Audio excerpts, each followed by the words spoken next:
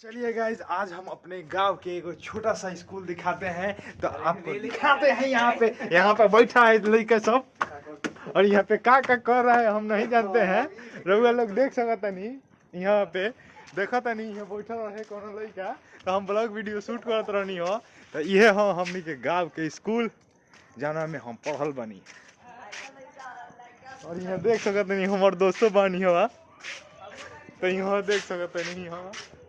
तो चलिए आज हम अपन स्कूल के मेन गेट देखावत नहीं रउआ सबके। यह हमनी के स्कूल के मेन गेट।